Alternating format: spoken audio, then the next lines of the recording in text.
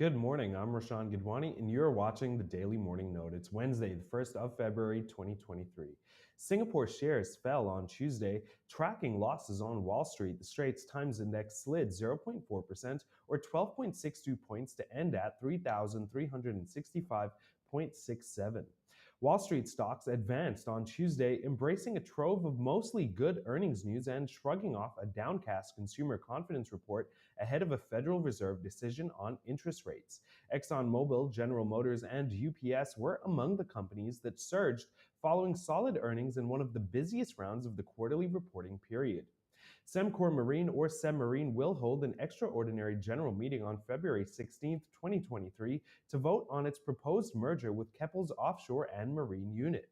In a Bourse filing on Tuesday, Semmarine said its independent directors recommend that shareholders vote in favor of the deal. UG Healthcare Corporation says it expects to report a loss for its first half of financial year 2023 ended December 31st, 2022 due to higher operating costs even as average selling prices drop. Customers, according to the company, are holding smaller levels of inventories, thereby contributing to the dip in demand. MetaHealth, which is in the midst of transforming from a metal parts maker to a healthcare company, has sounded its own profit warning. It expects to report a loss for its financial year 2022 ended December 31st, 2022. GWOCO Midtown's office tower has achieved its temporary occupation permit, announced GWOCO Land Limited on January 31st. GWOCO Midtown, which measures 3.2 hectares, is an integrated mixed development located along Beach Road. The development comprises a unique mix of premium Grade A offices and luxury residences, retail concepts, gardens, and landscape spaces in the heart of the city.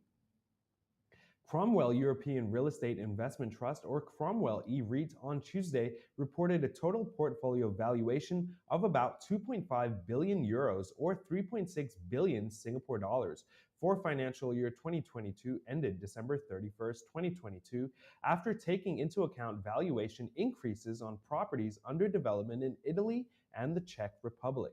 The latest valuation represents a drop of 1.6% from June last year as the REIT's assets in most countries saw a valuation decline. StarHub shares surged, drawing a query on unusual trading activity from the Singapore Exchange. StarHub shares closed at $1.14, up 7.55%. The bulk of the gains was in the last half hour just before the market ended for the day. The telco is due to report its full-year earnings on February 7th.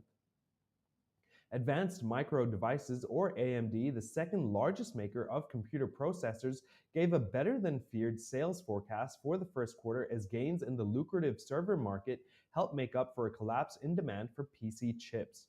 Revenue will be as much as $5.6 billion in the period, AMD said in a statement on Tuesday, compared with an average analyst prediction of $5.56 billion, with estimates coming in as low as $5 billion. PayPal Holdings said it will cut 2,000 staffers as it contends with a macroeconomic slowdown that's weighed on the firm's business in recent quarters. The cuts, which will affect about 7% of employees, will take place in the coming weeks, Chief Executive Officer Dan Schulman told employees in a memo. McDonald's shares slipped after the company's fourth quarter operating margin and its projection for 2023 both fell short of analyst estimates.